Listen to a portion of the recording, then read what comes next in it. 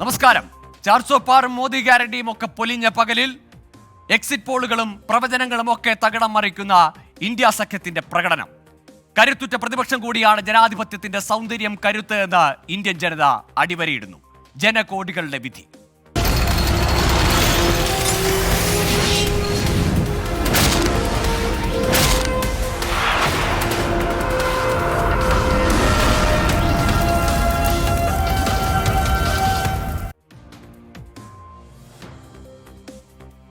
പ്രതിപക്ഷ ഐക്യത്തിന് മുന്നിൽ മോദി പ്രഭാവം മങ്ങി. NDA 293 സീറ്റുകളിലേക്ക് ഒതുങ്ങിയപ്പോൾ തുടർച്ചയായ മൂന്നാം തവണയും ഒറ്റയ്ക്ക് ഭൂരിപക്ഷം നേടാനുള്ള BJPയുടെ സ്വപ്നം തകർന്നു. ശക്തി കേന്ദ്രമായ ഉത്തർപ്രദേശിൽ BJP കനത്ത തിരിച്ചടി നേരിട്ടു. BJPയും നരേന്ദ്രമോദിയും പ്രധാന പ്രചാരണ വിഷയമാക്കിയ അയോധ്യ ക്ഷേത്രം സ്ഥിതി ചെയ്യുന്ന ഫൈസാബാദിൽ ഉൾപ്പെടെ തോറ്റു. ഇന്ത്യ മുന്നണി 232 ഇടത്ത് ജയിച്ചപ്പോൾ കോൺഗ്രസ് ഒറ്റയ്ക്ക് 98 സീറ്റ് നേടി.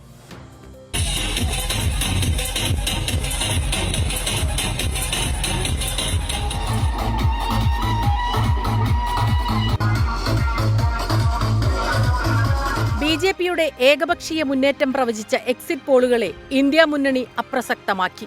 BJP ഏറ്റവും കൂടുതൽ ഞെട്ടിയത് ഉത്തർപ്രദേശിലാണ്. 80-ൽ 70-ലേറെ സീറ്റുകൾ പ്രതീക്ഷിച്ച സംസ്ഥാനത്തു നിന്ന് BJPക്ക് ലഭിച്ചത് 40-ൽ താഴെ സീറ്റു മാത്രം. കഴിഞ്ഞ തവണ 4,80,000-ലേറെ വോട്ടുകൾക്ക് ജയിച്ച വാരാണസിയിൽ ഇക്കുറി ഭൂരിപക്ഷം 1.5 ലക്ഷത്തിലെത്തിക്കാൻ സാക്ഷാൽ നരേന്ദ്രമോദിക്ക് പോലും വിയർക്കേണ്ടി വന്നു. 30-ലേറെ സീറ്റുകളിൽ ജയിച്ച് സമാജ്വാദി പാർട്ടിയുടെ തിരിച്ചുവരവ്. റായ്ബറേലിയിലും അമേഠിയിലും സ്ഥാനാർത്ഥിയെ പ്രഖ്യാപിക്കുന്നതിൽ അവസാന നിമിഷം വരെ സസ്പെൻസ് നിലനിർത്തിയ കോൺഗ്രസ് തന്ത്രം ഫലം കണ്ടു. രാഹുൽ ഗാന്ധിയിലൂടെ റായ്ബറേലി നിലനിർത്തിയപ്പോൾ കിശോരിലാലിലൂടെ അമേഠി സ്മൃതി ഇറാനിയിൽ നിന്ന് തിരിച്ചുപിടിച്ചു. മായാവതിയുടെ BSP അപ്രസക്തമായി. പശ്ചിമ ബംഗാളിൽ മമതാ ബാനർജി ആധിപത്യം നിലനിർത്തിയപ്പോൾ മഹാരാഷ്ട്രയിൽ ശിവസേനയെയും NCPയെയും പിളർത്തിയതിന് ഇന്ത്യാ സഖ്യം ശക്തമായ മറുപടി നൽകി. കർണാടകയിലും ആധിപത്യം നിലനിർത്താൻ BJPക്ക് കഴിഞ്ഞില്ല. ഉത്തരേന്ത്യൻ സംസ്ഥാനങ്ങളിലേക്ക് കടന്നുകയറാനുള്ള ശ്രമങ്ങളും പ്രതീക്ഷിച്ച ഫലം നൽകാതായതോടെ 400 സീറ്റെന്ന NDAയുടെ സ്വപ്നം പൊലിഞ്ഞു. ഗുജറാത്തും മധ്യപ്രദേശും ഡൽഹിയും ഇത്തവണയും BJPക്കൊപ്പം അടിയുറച്ചു നിന്നു. ഒഡീഷയിൽ കരുത്തുകാട്ടി ഹരിയാനയിൽ BJPയും കോൺഗ്രസും ഒപ്പത്തിനൊപ്പം. നേരിട്ടുള്ള മത്സരത്തിൽ BJPക്കെതിരെ കോൺഗ്രസിന്റെ വിജയശതമാനം 8-ൽ നിന്ന് 29% വർദ്ധിച്ചു. ആന്ധ്രാപ്രദേശിൽ TDPയുടെയും ബീഹാറിൽ JDUവിന്റെയും സഖ്യമാണ് NDAയെ താങ്ങി നിർത്തുന്നത്. News desk 24.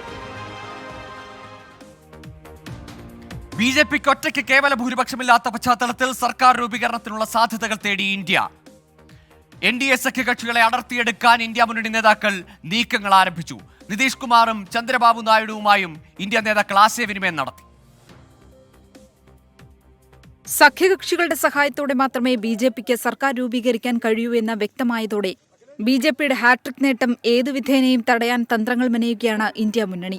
BJPക്കെതിരെ നിലപാടെടുത്ത ശേഷം അവസാനഘട്ടത്തിൽ NDAയിൽ ചേർന്ന നിതീഷ് കുമാറിന്റെ JDU, ചന്ദ്രബാബു നായിഡുവിന്റെ തെലുഗുദേശം പാർട്ടി എന്നിവരെ കൂടെ കൊണ്ടുവരാനാണ് ഇന്ത്യ മുന്നണിയുടെ നീക്കം. ഇരു പാർട്ടികൾക്കും ചേർന്ന 30-നടുത്ത് സീറ്റുകളുണ്ട്.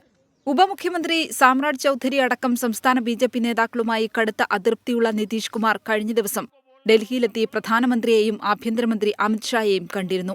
പല സൂചനകൾ വ്യക്തമായ ഘട്ടത്തിൽ തന്നെ ഇന്ത്യ സഖ്യത്തിനായി ശരത് പവാർ നിതീഷ് കുമാറിനെ വിളിച്ച് ഉപപ്രധാനമന്ത്രി പദം വാഗ്ദാനം ചെയ്തതായും സൂചനയുണ്ട്.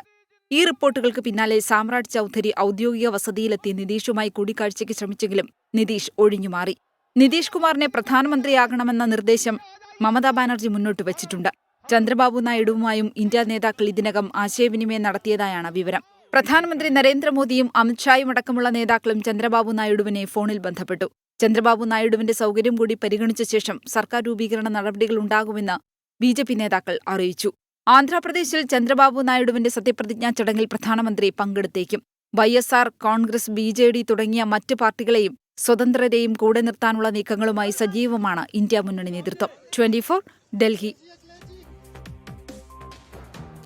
NDA സർക്കാരിന്റെ മൂന്നാം ഊഴം ഇന്ത്യയുടെ ചരിത്രത്തിലെ അഭൂതപൂർവമായ നിമിഷമെന്ന് പ്രധാനമന്ത്രി നരേന്ദ്രമോദി. ഒന്നിച്ചു നിന്നിട്ടും BJP ഒറ്റയ്ക്ക് നേടിയ അത്ര സീറ്റുകൾ നേടാൻ ഇന്ത്യ സഖ്യത്തിന് കഴിഞ്ഞില്ല. ജനങ്ങളുടെ പിന്തുണയാണ് തനിക്കുള്ള പ്രോത്സാഹനമെന്നും നരേന്ദ്രമോദി പ്രതികരിച്ചു. ഇന്ത്യൻ ജനത ജനാധിപത്യം സംരക്ഷിക്കാൻ നടത്തിയ പോരാട്ടം വിജയിച്ചെന്നും ഭരണഘടന സംരക്ഷിക്കാനുള്ള പോരാട്ടം തുടരുമെന്നും രാഹുൽ ഗാന്ധി പ്രതികരിച്ചു. കേന്ദ്ര ഏജൻസികളെ ഉപയോഗിച്ചുള്ള വേട്ടയാടലുകൾക്കെതിരായാണ് ഈ വിധിയെന്നും രാഹുൽ ഗാന്ധി പറഞ്ഞു. I'd like to thank everybody who has participated in this election. I am extremely proud of the people of India. I am extremely proud of the people who have resisted this onslaught on the Constitution. और अंत में मैं आपको कह दूं कि इसको बचाने का काम हिंदुस्तान के सबसे गरीब लोगों ने किया है। और इस पावन दिन एनडीए की लगातार तीसरी बार सरकार बननी तय है। हम सभी जनता जनार्दन के बहुत आभारी हैं। देशवासियों ने भाजपा पर, एनडीए पर पूर्ण विश्वास जताया है। आज की ये विजय दुनिया के सबसे बड़े लोकतंत्र की जीत है। സർക്കാർ രൂപീകരണ ചർച്ചകളുമായി ബന്ധപ്പെട്ട് ഡൽഹിയിൽ തിരക്കിട്ട ചർച്ചകൾ പുരോഗമിക്കുകയാണ്. പ്രധാനമന്ത്രി നരേന്ദ്രമോദി ചന്ദ്രബാബു നായിഡുവുമായും നിതീഷ് കുമാറുമായും നാളെ കൂടിക്കാഴ്ച നടത്തുമെന്ന വിവരം കൂടി പുറത്തു വരുന്നുണ്ട്. രാധാകൃഷ്ണനുണ്ട് ഡൽഹിയിൽ നിന്ന് വിശദാംശങ്ങൾ പങ്കുവെക്കുവാനായി. ആർക്കൊപ്പം ആരാദ്യം പോകുമെന്നതാണ് ആകാംക്ഷ. നിതീഷ് കുമാറും ഒപ്പം ചന്ദ്രബാബു നായിഡുവും രാജ്യത്തിന്റെ ആകെ ശ്രദ്ധാകേന്ദ്രമായി മാറുന്നു. നിതീഷ് ആണെങ്കിൽ ഇപ്പോൾ എൻഡിഎയുടെ ഭാഗമാണ്. പക്ഷേ ചന്ദ്രബാബു നായിഡു അത്ര പെട്ടെന്ന് എൻഡിഎയുടെ പാളയത്തിലേക്ക് എത്താൻ പൂർവ്വകാലത്തെ ചില കേസുകളും നടപടികളുമൊക്കെ മടിപ്പിക്കുന്നുണ്ടാവുമല്ലോ, അല്ലേ? നിലവിലുള്ള സാഹചര്യത്തിൽ ഈ രണ്ടുപേരും ഡൽഹിയിലേക്ക് നാളെ എത്തുന്നു എന്നുള്ളതാണ് നമ്മൾ അറിയാൻ സാധിക്കുന്നത്. ബിജെപി നേതാക്കൾ അപ്രകാരമാണ്. അങ്ങനെയാണെന്നുണ്ടെങ്കിൽ മന്ത്രിസഭാ രൂപീകരണവുമായി ബന്ധപ്പെട്ടിട്ടുള്ള വ്യക്തമായിട്ടുള്ള ചിത്രമായിരിക്കും അത് നൽകുക. നിലവിലുള്ള സാഹചര്യത്തിൽ ഈ പാർട്ടികളെ സംബന്ധിച്ച് ഈ ഭൂരിപക്ഷം തികയ്ക്കുക എന്ന ലക്ഷ്യത്തിന്റെ അടിസ്ഥാനത്തിലാണ് ഇപ്പോൾ മുന്നോട്ട് നീങ്ങുന്നത്. കോൺഗ്രസ് അടക്കമുള്ള ഇന്ത്യ മുന്നണി കക്ഷികളും ഇതിനു വേണ്ടിയിട്ടുള്ള ശ്രമം നടത്തുന്നുണ്ട്. ഇന്ത്യ മുന്നണിയുടെ യോഗവും ഡൽഹിയിൽ നാളെ ചേരുന്നുണ്ട്. അതുകൊണ്ട് തന്നെ ഡൽഹിയിലേക്ക് ചന്ദ്രബാബു നായിഡുവും ഒപ്പം നിതീഷ് കുമാറും എത്തുന്നത് ബിജെപി നേതൃത്വത്തിന് വ്യക്തമായിട്ടുള്ള ഉറപ്പ് നൽകിയ പശ്ചാത്തലത്തിലാണ് എന്ന അവകാശവാദമാണ് ബിജെപി ഇപ്പോൾ ഉന്നയിക്കുന്നത്. ഏതായാലും പ്രധാനമന്ത്രി നരേന്ദ്രമോദിയെ ഡൽഹിയിലെത്തുന്ന അവർ കാണുമെന്ന് അറിയുന്നു. ഒരു എൻഡിഎ എന്ന ഒരു സംവിധാനം, ആ സംവിധാനത്തെ വിപുലപ്പെടുത്താനുള്ള തീരുമാനം ഏതായാലും ബിജെപി കൈക്കൊണ്ടിട്ടുണ്ട്. ചന്ദ്രബാബു നായിഡുവിനെ അതിന്റെ കൺവീനറാക്കാനാണ് ഇപ്പോൾ ബിജെപി ആലോചിക്കുന്നത്. അങ്ങനെയാണെങ്കിൽ എൻഡിഎ സർക്കാർ രൂപീകരിക്കുക എന്ന വിധത്തിലേക്ക് കാര്യങ്ങൾ വഴിമാറും എന്നാണ് ഇപ്പോഴത്തെ ഒരു അവസ്ഥ. ശരിയാർക്ക് ഏതായാലും ചന്ദ്രബാബു നായിഡുവിനെ ഒപ്പം കൂട്ടി മുന്നണിയുടെ ഭാഗമാക്കിക്കൊണ്ട് തന്നെ മൂന്നാം വട്ടം അധികാരത്തിലേക്ക് എത്തുക എന്നതാണ് ബിജെപി ലക്ഷ്യം വെക്കുന്നത്. മറുഭാഗത്ത് ശരത് പവാറിന്റെയും മമതാ ബാനർജിയുടെയും നേതൃത്വത്തിൽ കോൺഗ്രസിന്റെ ഭാഗത്തു നിന്നുമൊക്കെ നായിഡുവുമായുള്ള ആശയവിനിമയം പുരോഗമിക്കുന്നുണ്ട്. ഒപ്പം മുമ്പ് തങ്ങൾക്കൊപ്പം ഇന്ത്യ മുന്നണിയുടെ രൂപീകരണത്തിൽ തുടക്കത്തിൽ നായകസ്ഥാനത്തുണ്ടായിരുന്ന നിതീഷ് കുമാറിനെയും ഇന്ത്യ പാളയത്തിലേക്ക് എത്തിക്കാൻ പ്രതിപക്ഷ പാർട്ടികളുടെ ശ്രമവും തുടരുകയാണ്. 10 വർഷത്തെ പ്രതാപമാണ് കേവല ഭൂരിപക്ഷം ഇല്ലാതായതോടെ ബിജെപിക്ക് നഷ്ടമാകുന്നത്. ഘടകകക്ഷികളുടെ അഭിപ്രായത്തിന് വില നൽകാതെ സർക്കാരിനെ മുന്നോട്ട് കൊണ്ടുപോകാൻ ബിജെപിക്ക് സാധിക്കില്ല. സംഘപരിവാർ അജണ്ടകൾ നടപ്പാക്കുന്നതിൽ വലിയ പ്രയാസമാകും പുതിയ സാഹചര്യത്തിൽ മൂന്നാം മോദി സർക്കാരിന് സമ്മാനിക്കുന്നത്. ബിജെപിയുടെ ചാട്ടവാറിന് മുന്നിൽ 10 വർഷത്തോളം ഘടകകക്ഷികൾ അപ്രസക്തരായിരുന്നു. വിനീത വിധേയരായ ഘടകകക്ഷികളെ നോക്കുകുത്തികളാക്കിയാണ് മോദി സർക്കാർ സുപ്രധാനമായ നയസമീപനങ്ങൾ കൈക്കൊണ്ടത്. പുതിയ സാഹചര്യത്തിൽ പക്ഷേ ഇനി എങ്ങനെ കാര്യങ്ങളെ നിസ്സാരവൽക്കരിക്കാൻ ബിജെപിക്ക് സാധിക്കില്ല. പ്രധാനമന്ത്രി സ്ഥാനത്ത് 3ാം തവണ എത്തുന്ന മോദിക്ക് ഏറെ സംയമനം പാലിച്ച് മുന്നോട്ടു പോകാനാകൂ എന്നതും പുതിയ സാഹചര്യത്തിന്റെ ബാക്കി പത്രം. പൊതുമിനിമം പരിപാടികൾ എൻഡിഎയിൽ ചർച്ച ചെയ്തിരുന്നുമില്ല.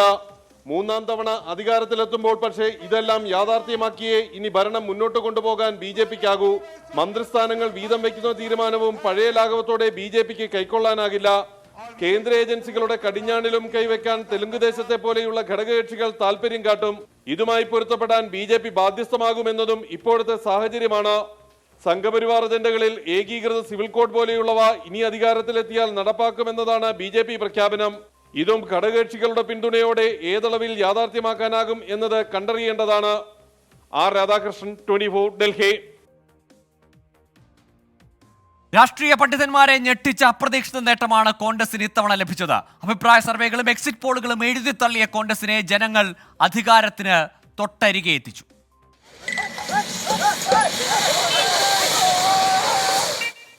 2014 കടപുഴകിയ കോൺഗ്രസിനെ 2019 BJP നിലം പരിശാക്കിയിരുന്നു. കഴിഞ്ഞ 10 വർഷക്കാലം പ്രതിപക്ഷ നേതൃസ്ഥാനത്തിന് അവകാശവാദം ഉന്നയിക്കാൻ പോലും അംഗബലമില്ലാതിരുന്ന കോൺഗ്രസാണ് ഇപ്പോൾ 100 സീറ്റ് നേടിയത്. 2019 52-ൽ നിന്ന് 100-ലേക്കുള്ള വളർച്ച അത്ര അനായാസമായിരുന്നില്ല. നേതാക്കൾ പലരെയും ED ഉറക്കം കെടുത്തി. DK ശിവകുമാറിനെ പോലെ ചിലർ ജയിൽവാസം നേരിട്ടിട്ടും കോൺഗ്രസ് വിട്ടില്ല.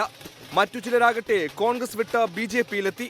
താഴെ തട്ടിൽ തകർന്നടിഞ്ഞ കോൺഗ്രസിനെ പുനരുജ്ജീവിപ്പിക്കാൻ രാഹുൽ ഗാന്ധി ഭാരത് ജോഡോയും ഭാരത് ന്യായ് യാത്രയും നടത്തി കിലോമീറ്ററുകൾ താണ്ടി. കക്ഷത്തിലിരുന്ന രാജസ്ഥാൻ, പഞ്ചാബ്, ഛത്തീസ്ഗഡ് സംസ്ഥാനങ്ങൾ നഷ്ടമായെങ്കിലും ഉത്തരത്തിലിരുന്ന കർണാടക, തെലങ്കാന സംസ്ഥാനങ്ങളിൽ ഭരണം പിടിച്ചു. തെരഞ്ഞെടുപ്പ് അടുത്തപ്പോൾ കോൺഗ്രസിന്റെ അക്കൗണ്ട് ആദായ നികുതി വകുപ്പ് മരവിപ്പിക്കുകയും ചെയ്തു. ഇത്തരം സങ്കീർണ സ്ഥിതിയിൽ നിന്നാണ് കോൺഗ്രസ് മടങ്ങി വരുന്നത്. ഇതിനു മുമ്പ് കോൺഗ്രസ് 3 തവണ തുടർച്ചയായി ഭരണത്തിന് പുറത്താകുന്നത് 96, 98, 99 വർഷങ്ങളിലെ പൊതു തെരഞ്ഞെടുപ്പിലാണ്. 30 പാർട്ടികൾ അടങ്ങിയ ഇന്ത്യ സഖ്യത്തെ ശിഥിലമാകാതെ മുന്നോട്ട് കൊണ്ടുപോവുകയാണ് കോൺഗ്രസ് ഇനി നേരിടുന്ന പ്രധാന വെല്ലുവിളി. ചെറുകക്ഷികളെയും പ്രാദേശിക പാർട്ടികളെയും ഒപ്പം നിർത്താൻ ചരിത്രത്തിലെ കുറഞ്ഞ സീറ്റുകളിൽ മത്സരിക്കുക എന്ന ത്യാഗത്തിനും കോൺഗ്രസ് ഇത്തവണ തയ്യാറായി എന്നതും മറ്റൊരു സവിശേഷതയായിരുന്നു. Election desk 24. സംസ്ഥാനത്ത് 20-ൽ 18 സീറ്റും ജയിച്ച് UDFന്റെ വൻ തേരോട്ടം. 6 മുതൽ 8 സീറ്റ് പ്രതീക്ഷിച്ചെടുത്ത് 1 സീറ്റിലൊതുങ്ങി LDF തകർന്നടിഞ്ഞു. തൃശൂരിലെ BJPയുടെ വിജയം LDFനും UDFനും ഒരുപോലെ തിരിച്ചടിയായി. ദേശീയ തലത്തിൽ എക്സിറ്റ് പോൾ പ്രവചനങ്ങൾ പിഴച്ചെങ്കിലും കേരളത്തിൽ യാഥാർത്ഥ്യമായി. BJP 6 വർഷത്തിലധികമായി ലക്ഷ്യം വെച്ചിരുന്ന തൃശൂരിൽ തന്നെ താമര വിരിയിച്ചു. 75,079 എന്ന പടുകൂറ്റൻ ഭൂരിപക്ഷം BJPയുടെ ആത്മവിശ്വാസം വർദ്ധിപ്പിക്കുന്നു. ഇതിനു പുറമെ തിരുവനന്തപുരം, ആറ്റിങ്ങൽ, ആലപ്പുഴ മണ്ഡലങ്ങളിൽ ശക്തമായ ത്രികോണപ്പോർ ഉയർത്താൻ കഴിഞ്ഞുവെന്നും BJP വിലയിരുത്തുന്നുണ്ട്. തിരുവനന്തപുരത്ത് രണ്ടാമതെത്താൻ കഴിഞ്ഞതും BJPക്ക് നേട്ടമാണ്. BJPക്ക് കേരളത്തിൽ ജയിക്കാൻ കഴിയില്ലെന്ന പ്രചാരവേല ഇനി വിജയിക്കില്ലെന്ന് BJP സംസ്ഥാന അധ്യക്ഷൻ K. സുരേന്ദ്രൻ. ഒരു രാഷ്ട്രീയ നിലപാട് സ്വീകരിക്കുന്ന നാട്ടിൽ എല്ലാ പ്രതിബന്ധങ്ങളെയും അതിജീവിച്ചുകൊണ്ട്, എല്ലാ കള്ളപ്രചരണങ്ങളെയും അതിജീവിച്ചുകൊണ്ട്, എല്ലാ തരത്തിലുള്ള വർഗീയ ധ്രുവീകരണത്തിനും അതുവഴി വോട്ടിനും വേണ്ടി നടത്തിയ ശ്രമങ്ങളെയും അതിജീവിച്ചുകൊണ്ടാണ് ഭാരതീയ ജനതാ പാർട്ടി ഉജ്ജ്വലമായിട്ടുള്ള വിജയം നേടിയിരിക്കുന്നത്. 2020 പ്രതീക്ഷിച്ചിറങ്ങിയ UDFന് 18 സീറ്റ് നേടാൻ കഴിഞ്ഞുവെന്നത് വലിയ നേട്ടമാണ്. കഴിഞ്ഞ ലോക്സഭാ തെരഞ്ഞെടുപ്പിൽ നഷ്ടമായ ആലപ്പുഴ തിരിച്ചുപിടിച്ചു. CPIM മുതിർന്ന നേതാക്കളെ ഇറക്കിയ പത്തനംതിട്ട, പാലക്കാട്, കണ്ണൂർ, വടകര തുടങ്ങിയ സ്ഥലങ്ങളിൽ CPIMനെ നിലം തൊടിയിച്ചില്ല. അപ്പോഴും സിറ്റിംഗ് സീറ്റായിരുന്ന തൃശൂരിൽ 3-ാം സ്ഥാനത്തേക്ക് തള്ളപ്പെട്ടത് കോൺഗ്രസിന് നാണക്കേടായി.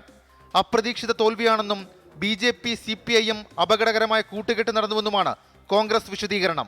അതല്ല, അവരുടെ വോട്ടുകൾ പോയി എന്നത് മാത്രമല്ല, അവിടെ BJPക്ക് വർഗീയമായി അവിടെ ഒരു ഡിവിഷൻ ഉണ്ടാക്കി, ഒരു പോളറൈസേഷൻ ഉണ്ടാക്കി, അവരിലേക്ക് വോട്ടുകൾ കൂടുതൽ ചെന്നെത്തുന്ന ഒരു അന്തരീക്ഷം അവിടെ ഉണ്ടാക്കി. അടിമുടി പിഴച്ചത് LDFനാണ്. കഴിഞ്ഞ ലോക്സഭാ തെരഞ്ഞെടുപ്പിലെ നാണക്കേട് ഒഴിവാക്കാൻ മുതിർന്ന നേതാക്കളെ കളത്തിലിറക്കിയുള്ള CPIM നീക്കം ഫലം കണ്ടില്ല. മന്ത്രി K. രാധാകൃഷ്ണൻ മത്സരിച്ച ആലത്തൂർ മാത്രമാണ് ആശ്വാസത്തുരുത്തായത്. വിവാദങ്ങൾ കത്തിക്കയറിയ വടകരയിൽ 1 ലക്ഷത്തിലധികം വോട്ടുകൾക്ക് KK ശൈലജ പരാജയപ്പെട്ടത് പാർട്ടിക്ക് തന്നെ ഞെട്ടലുണ്ടാക്കി. സിറ്റിംഗ് സീറ്റായിരുന്ന ആലപ്പുഴ KC വേണുഗോപാൽ തരംഗത്തിൽ നഷ്ടമായി. പാലക്കാട്ടെ ചുവപ്പുകോട്ടകൾ പിളർന്നു. ആറ്റിങ്ങലിൽ ബിജോയ് പൊരുതിയെങ്കിലും അവസാന നിമിഷം കാലിടറി. മത്സരിച്ച 3 ജില്ലാ സെക്രട്ടറിമാരും 2 കേന്ദ്ര കമ്മിറ്റി അംഗങ്ങളും പരാജയ ചൂടറിഞ്ഞു. CPIയും ഘടകകക്ഷികളും മത്സരിച്ച സീറ്റുകളിലും രക്ഷയുണ്ടായില്ല. ഭരണവിരുദ്ധ വികാരമില്ലെന്നും തോൽവി പരിശോധിക്കുമെന്നും CPIM സംസ്ഥാന സെക്രട്ടറി MV ഗോവിന്ദൻ. ഇടതുപക്ഷ ജനാധിപത്യ മുന്നണിക്ക് 1 സീറ്റ് മാത്രമാണ് ജയിക്കാൻ സാധിച്ചത്. NDA 1 സീറ്റ് കേരളത്തിൽ നേടുകയും ചെയ്തിട്ടുണ്ട്. സർക്കാരിനെതിരായിട്ടുള്ള ഭരണവികാരം മാത്രമല്ല, അത് കഴിഞ്ഞ പ്രാവശ്യം ഇതേപോലെ തന്നെയല്ല ഉണ്ടായിരുന്നത്. കഴിഞ്ഞ പ്രാവശ്യത്തെ തെരഞ്ഞെടുപ്പിന്റെ ഭാഗമായിട്ട് വിധി ഇത് തന്നെയല്ലേ. കനത്ത തോൽവിയിൽ തദ്ദേശ തെരഞ്ഞെടുപ്പ് മുന്നിൽ കണ്ട് സർക്കാരും പാർട്ടിയും ഇനി ഏത് രീതിയിലുള്ള തിരുത്തൽ വരുത്തുമെന്നതാണ് ശ്രദ്ധേയം. 24 തിരുവനന്തപുരം. തിരികെ വാർത്തകളിലേക്ക്. സംസ്ഥാനത്ത് ലോക്സഭാ തെരഞ്ഞെടുപ്പിൽ ആദ്യ അക്കൗണ്ട് തുറന്ന BJP. കഴിഞ്ഞ തെരഞ്ഞെടുപ്പിൽ 3-ാം സ്ഥാനത്തേക്ക് പിന്തള്ളപ്പെട്ട സുരേഷ് ഗോപി 70,000-ത്തിലധികം വോട്ടുകളുടെ ഭൂരിപക്ഷത്തിലാണ് തൃശൂരിൽ താമര വിരിയിച്ചത്. തൃശൂരിനെ ഹൃദയത്തോട് ചേർത്ത് നിർത്തുമെന്നായിരുന്നു സുരേഷ് ഗോപിയുടെ ആദ്യ പ്രതികരണം. ദേശീയ നേതൃത്വം പ്രചാരണത്തിന് ഇറങ്ങിയില്ലെന്ന് ആരോപിച്ച് K. മുരളീധരൻ പൊതുരംഗത്ത് നിന്ന് വിട്ടുനിൽക്കുകയാണെന്നും പ്രഖ്യാപിച്ചു. ദേശീയ തലത്തിൽ എക്സിറ്റ് പോൾ പ്രവചനങ്ങൾ പിഴച്ചെങ്കിലും കേരളത്തിൽ യാഥാർത്ഥ്യമായി. BJP 6 വർഷത്തിലധികമായി ലക്ഷ്യം വച്ചിരുന്ന തൃശൂരിൽ തന്നെ താമര വിരിയിച്ചു. 75,079 എന്ന പടുകൂറ്റൻ ഭൂരിപക്ഷം BJPയുടെ ആത്മവിശ്വാസം വർദ്ധിപ്പിക്കുന്നു. 2019 2,93,822 വോട്ടുകൾ നേടിയ സുരേഷ് ഗോപി 4,12,338 വോട്ടുയർത്തി. 7 നിയമസഭാ മണ്ഡലങ്ങളിൽ ഗുരുവായൂർ ഒഴികെ 6 ഭൂരിപക്ഷം ഉറപ്പാക്കി. ഇടതുപക്ഷത്തിന് ശക്തരായ MLA-മാരുള്ള മണ്ഡലത്തിൽ ഒരു റൗണ്ടിൽ പോലും സുരേഷ് ഗോപിക്ക് കാലിടറിയില്ല. കോൺഗ്രസിന്റെ പരമ്പരാഗത കോട്ടകളിലും ഇടതുശക്തി കേന്ദ്രങ്ങളിലും കടന്നുകയറി വിറപ്പിച്ച സുരേഷ് ഗോപിയുടെ പ്രകടനം ഒരുപോലെ ഇരുമുന്നണികളെയും ഞെട്ടിച്ചു. തൃശൂർ അവരെനിക്ക് തന്നു, അത് എന്റെ ഹൃദയത്തിലേക്ക് വന്നിരിക്കുന്നു. ഇനി ഞാൻ അതെടുത്ത് തലയിൽ വെക്കും. ഇതിനു പുറമെ തിരുവനന്തപുരം, ആറ്റിങ്ങൽ, ആലപ്പുഴ മണ്ഡലത്തിൽ ശക്തമായ ത്രികോണപ്പോര് ഉയർത്താൻ കഴിഞ്ഞുവെന്നും BJP വിലയിരുത്തുന്നു. തിരുവനന്തപുരത്ത് രണ്ടാമതെത്താൻ കഴിഞ്ഞതും BJPക്ക് നേട്ടമാണ്. എല്ലാ തരത്തിലുള്ള വർഗീയ ധ്രുവീകരണത്തിനും അതുവഴി വോട്ടിനും വേണ്ടി നടത്തിയ ശ്രമങ്ങളെയും അതിജീവിച്ചുകൊണ്ടാണ് ഭാരതീയ ജനതാ പാർട്ടി ഉജ്ജ്വലമായിട്ടുള്ള വിജയം നേടിയിരിക്കുന്നത്. 2020 പ്രതീക്ഷിച്ചിറങ്ങിയ UDF-ന് 18 സീറ്റ് നേടാൻ കഴിഞ്ഞുവെന്നത് വലിയ നേട്ടമാണ്. ഇത് UDF-ന്റെ ഐക്യത്തിന്റെയും അതിന് നേതൃത്വം കൊടുത്ത ഇന്ത്യൻ നാഷണൽ കോൺഗ്രസിന്റെ ഐക്യത്തിന്റെയും എല്ലാം വിജയമാണ്. അടിമുടി പിഴച്ചത് LDF-നാണ്. കഴിഞ്ഞ ലോക്സഭാ തെരഞ്ഞെടുപ്പിലെ നാണക്കേട് ഒഴിവാക്കാൻ മുതിർന്ന നേതാക്കളെ കളത്തിലിറക്കിയുള്ള CPIM നീക്കം ഫലം കണ്ടില്ല. CPIയും ഘടകകക്ഷികളും മത്സരിച്ച സീറ്റുകളിലും രക്ഷയുണ്ടായില്ല. കോൺഗ്രസിന്റെ വോട്ടു ചോർച്ചയാണ് BJPയെ വിജയത്തിലേക്ക് എത്തിച്ചതെന്നാണ് LDF-ന്റെ ആരോപണം. ഭരണവിരുദ്ധ വികാരമില്ലെന്നും തോൽവി പരിശോധിക്കുമെന്നും CPIM സംസ്ഥാന സെക്രട്ടറി MV ഗോവിന്ദൻ. വലിയ തോൽവി ഏറ്റുവാങ്ങാനിടയായിട്ടുള്ള കാര്യങ്ങൾ ഉൾപ്പെടെ എല്ലാം വിശദമായ പരിശോധനയ്ക്ക് വിധേയപ്പെടുത്തേണ്ടതുണ്ട്. തോൽവി ഞങ്ങൾ അംഗീകരിക്കുകയാണ്. തൃശൂരിലെ പരാജയത്തിൽ കേന്ദ്ര നേതൃത്വത്തെ വിമർശിച്ച് UDF സ്ഥാനാർത്ഥി K മുരളീധരൻ രംഗത്തെത്തി. DK ശിവകുമാർ ഒഴികെ തന്റെ പ്രചാരണത്തിന് ആരും എത്തിയില്ലെന്ന് പറഞ്ഞ മുരളീധരൻ താൽക്കാലികമായി പൊതുരംഗത്തുനിന്ന് വിട്ടുനിൽക്കുകയാണെന്നും പ്രതികരിച്ചു. ഇനി അടുത്ത തവണ തൃശ്ശൂര് ചെറുപ്പക്കാർ വരട്ടെ മത്സരിക്കാൻ, നിയമസഭയിലേക്കും കുറെ ചെറുപ്പക്കാർ വരട്ടെ, ഇനി മത്സരരംഗത്തില്ല. വരും ദിവസങ്ങളിൽ സുരേഷ് ഗോപിയുടെ വിജയം ഇടത് UDF നേതൃത്വത്തിൽ വലിയ ചർച്ചയ്ക്ക് വഴിയൊരുക്കുമെന്ന കാര്യത്തിൽ സംശയമേതുമില്ല. 24 തൃശൂർ. കേരളത്തിൽ ഇടതുമുന്നണിക്ക് പ്രതീക്ഷിക്കാത്ത തിരിച്ചടിയാണ് ഈ ലോക്സഭാ തെരഞ്ഞെടുപ്പിലുണ്ടായത്. ഇടത് കോട്ടകൾ വലിയ പരാജയം ഏറ്റുവാങ്ങിയതിനൊപ്പം BJP അക്കൗണ്ട് തുറന്നതും CPIM-ന് വലിയ വെല്ലുവിളിയാണ്. CAA വിരുദ്ധ സമരം, നവകേരള സദസ് ഉൾപ്പെടെയുള്ളവ ജനങ്ങൾ തള്ളിക്കളഞ്ഞു. ഈ ജനവിധിയിൽ നിന്നും ഇടതുമുന്നണിക്ക് പൊതുവിലും CPIM-ന് പ്രത്യേകിച്ചും ഒരുപാട് പഠിക്കാനുണ്ട്. പാർലമെന്റ് തെരഞ്ഞെടുപ്പിലെ ജനവിധി ദേശീയതലത്തിൽ കോൺഗ്രസിനും കേരളത്തിൽ UDF-നും അനുകൂലമാകുമെന്ന പതിവ് പ്രതികരണം കൊണ്ട് തീരുന്നതല്ല CPIM-ന് ഈ രാഷ്ട്രീയ സമസ്യ. വോട്ടെടുപ്പിന് ശേഷം ബൂത്ത് കമ്മിറ്റികൾ മുതൽ സംസ്ഥാന സെക്രട്ടേറിയറ്റ് വരെ പരിശോധിച്ചുറപ്പിച്ച പാർട്ടി കണക്കു പ്രകാരം 4 മുതൽ 8 സീറ്റ് വരെ LDF ഉറപ്പിച്ചതാണ്. ഇക്കുറിയും കേരളത്തിൽ താമര വിരിയില്ലെന്നും CPIM ഉറപ്പിച്ചു. സംസ്ഥാന ഇന്റലിജൻസിന്റെ കണക്കിൽ 5 സീറ്റ് LDF-നും 15 സീറ്റ് UDF-നുമെന്നുമാണ്. എന്നാൽ വോട്ടെണ്ണിയപ്പോൾ പാർട്ടിയുടെയും സർക്കാരിന്റെയും കണക്കുകൂട്ടലുകൾ ആകെ തെറ്റി. കനൽ ഒരു തരിയിൽ നിന്നും പിന്നോട്ട് പോയില്ലെന്ന് തൽക്കാലം ആശ്വസിക്കാം. എന്നാൽ സുരേഷ് ഗോപിയിലൂടെ BJP കേരളത്തിൽ അക്കൗണ്ട് തുറന്നത് CPIM-ന് മുന്നിൽ അത്ര ചെറിയ കാര്യമല്ല. ജനകീയ മുഖമുള്ള KK ശൈലജ ടീച്ചർ വടകരയിൽ വലിയ തോൽവി നേരിടേണ്ടി വന്നതും കണ്ണൂരിൽ K സുധാകരന്റെ ലീഡ് വൻതോതിൽ വർദ്ധിപ്പിച്ചതിനും രാഷ്ട്രീയ ഉത്തരം CPIM കണ്ടെത്തേണ്ടതുണ്ട്. 1 ലക്ഷത്തിലേറെ ഭൂരിപക്ഷം കണക്കുകൂട്ടിയ ആലത്തൂരിൽ K രാധാകൃഷ്ണൻ വിജയിച്ചത് ചെറിയ ഭൂരിപക്ഷത്തിനാണെന്നതും CPIM-ന് ജനവിധി നൽകുന്ന നിർണായകമായ ചില സൂചനകളാണ്. CPIM-ന്റെ കണക്കുകൂട്ടലുകൾ തെറ്റുമ്പോൾ കോൺഗ്രസ് ഭൂരിപക്ഷം വർദ്ധിപ്പിക്കുമെന്ന അവകാശവാദം പൂർണ്ണമായും ശരിയായതും ഇവിടെ പ്രധാന വിഷയമാണ്. മട്ടന്നൂർ, ധർമ്മടം, തളിപ്പറമ്പ് പോലുള്ള പാർട്ടി കോട്ടകളുള്ള നിയമസഭാ മണ്ഡലങ്ങളിൽ പോലും ഇടതിനൽപ്പം കാലിടറുന്നു എന്നത് ഒട്ടും ശരിയല്ലാത്ത സൂചനയാണ് CPIM-ന് നൽകുന്നത്. CAA സമരം ഏറ്റെടുത്തതും പ്രചരണം വ്യാപകമാക്കിയതും CPIM-ഉം ഇടതു സർക്കാരുമാണ്. എന്നാൽ ഇതുകൊണ്ടൊന്നും മുസ്ലിം ന്യൂനപക്ഷത്തിന്റെ വോട്ട് പാർട്ടിക്കൊപ്പം ഉറപ്പിക്കാനായില്ല എന്നതാണ് വടകരയിലേതുൾപ്പെടെയുള്ള ജനവിധി തെളിയിക്കുന്നത്. സമസ്തയുടെ വോട്ട് അരിവാൾ ചുറ്റിക നക്ഷത്രത്തിൽ വീണില്ലെന്നത് പൊന്നാനിയിലെ വിധി നൽകുന്ന പാഠമാണ്. ഈ ജനവിധിക്ക് കാരണം ഭരണവിരുദ്ധ വികാരമാണോ, പാർട്ടിയിൽ നിന്നും ജനങ്ങൾ അകന്നതാണോ എന്നത് CPIM-നെ ഇരുത്തി ചിന്തിപ്പിക്കുന്നുണ്ട്. ഏതായാലും ഏറെ പ്രതീക്ഷിച്ച തെരഞ്ഞെടുപ്പിൽ വല്ലാത്ത തിരിച്ചടിയാണ് ഇടതിന് കേരളത്തിൽ സംഭവിച്ചത്. പാർട്ടി കണക്കുകൾ പൊതുവെ തെറ്റാറില്ല. എന്നാൽ ഈ ജനവിധിയിൽ CPIM-ൻ്റെയും ഇടതുമുന്നണിയുടെയും കണക്കുകൂട്ടലുകൾ ആകെ തെറ്റിയിരിക്കുകയാണ്. ഇനി കാരണം കണ്ടെത്തിയുള്ള തെറ്റുതിരുത്തൽ പ്രക്രിയയാണ് അനിവാര്യം. ക്യാമറമാൻ രാജേഷ് വള്ളരിക്കൊണ്ടിനൊപ്പം ദീപക് ധർമ്മടം, 24. കോട്ടയത്തെ കേരള കോൺഗ്രസുകൾ തമ്മിലുള്ള പോരാട്ടത്തിൽ ജോസഫ് വിഭാഗത്തിന് മിന്നും വിജയം. 87,266 വോട്ടുകളുടെ ഭൂരിപക്ഷമാണ് ഫ്രാൻസിസ് ജോർജിന് ലഭിച്ചത്. വൈക്കമൊഴികെ എല്ലാ നിയോജക മണ്ഡലങ്ങളിലും വ്യക്തമായ ഭൂരിപക്ഷം UDF-നുണ്ടായിരുന്നു. ആദ്യ റൗണ്ടിൽ LDF അട്ടിമറി നടത്തുമോ എന്ന തോന്നലുണ്ടാക്കി. തിരുവാങ്കുളം, രാമപുരം, മുളക്കുളം അടക്കമുള്ള പ്രദേശങ്ങൾ എണ്ണിയപ്പോൾ 200 വോട്ടിന്റെ ലീഡ് തോമസ് ചാഴികാടന്. എന്നാൽ പിന്നീട് അങ്ങോട്ട് UDF-ന്റെ തേരോട്ടമാണ് കാണാനായത്. വൈക്കമൊഴികെയുള്ള 6 നിയോജക മണ്ഡലങ്ങളിലും വ്യക്തമായ ഭൂരിപക്ഷത്തോടെ ഫ്രാൻസിസ് ജോർജ് വിജയിച്ചു. പുതുപ്പള്ളിയിലാണ് ഏറ്റവും കൂടുതൽ ഭൂരിപക്ഷം ലഭിച്ചത്, 27,103. കേരള കോൺഗ്രസിന്റെ ശക്തി കേന്ദ്രങ്ങളായ പാലായിൽ 12,465 വോട്ടിന്റെയും കടുത്തുരുത്തിയിൽ 11,474 വോട്ടിന്റെയും വ്യക്തമായ ഭൂരിപക്ഷം. അല്ല, സന്തോഷം സ്വാഭാവികമായിട്ടും ഉണ്ട്. പക്ഷെ ഞങ്ങൾ അമിതമായ ഒരു ആഹ്ലാദമൊന്നുമില്ല. ഇതിനൊക്കെ ഞാൻ നേരത്തെ പറഞ്ഞിട്ടുണ്ട്, ഇതൊക്കെ ഒരു ബാലൻസോട് കൂടി സ്വീകരിക്കേണ്ട കാര്യമാണ്. തെരഞ്ഞെടുപ്പാകുമ്പോൾ ജയം ഉണ്ടാകും, പരാജയം ഉണ്ടായെന്ന് വരും. പക്ഷേ ഈ കാര്യത്തിലൊക്കെ ഒരു സമചിത്തതയോടുകൂടി ഈ കാര്യങ്ങൾ കാണുക എന്നുള്ളതാണ് നമ്മുടെ സമീപനം. ഇന്ത്യ മുന്നണിയുടെ സ്ഥാനാർത്ഥി ആരാന്ന് ഇപ്പോൾ വ്യക്തമായല്ലോ. ഇന്ത്യ മുന്നണിയുടെ സ്ഥാനാർത്ഥി കോട്ടയത്ത് ഫ്രാൻസിസ് ജോർജ് ആയിരുന്നു എന്നുള്ളതുകൊണ്ടാണല്ലോ ഇന്ത്യ മുന്നണിയുടെ എല്ലാ തരംഗവും അതിന്റെ ആനുകൂല്യങ്ങളും UDF-ന് കിട്ടിയതിന്റെ കാരണം അതാണ്. ഇത്തരമൊരു തോൽവി ഉണ്ടാകുമെന്ന് LDF ക്യാമ്പ് കണക്ക് കൂട്ടിയിരുന്നില്ല.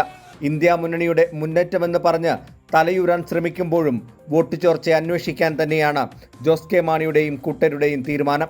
അത് പരിശോധിക്കണം. അത് ഞങ്ങൾ പരിശോധിച്ചിട്ട് പഠിച്ചിട്ട് എങ്ങനെയാണ് അത് BDJS-ന് കൂടുതൽ വോട്ട് ഇടതുപക്ഷ വോട്ടുകൾ പോയിട്ടുണ്ടോ എന്നുള്ളതൊക്കെ പരിശോധിക്കാം.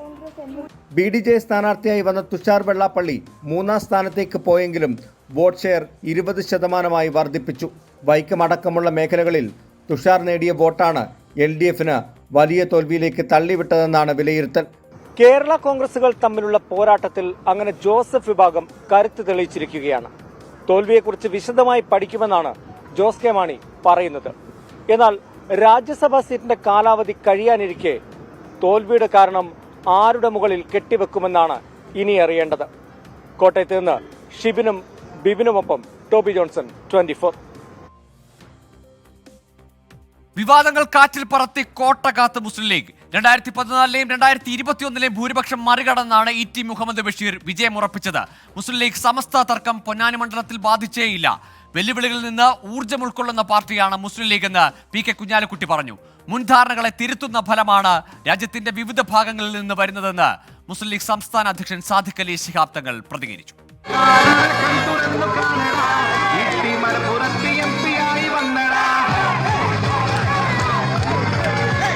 മുസ്ലിം ലീഗിന്റെ കണക്ക് കൂട്ടലുകൾക്കപ്പുറമാണ് ഈ തെരഞ്ഞെടുപ്പ് ഫലം.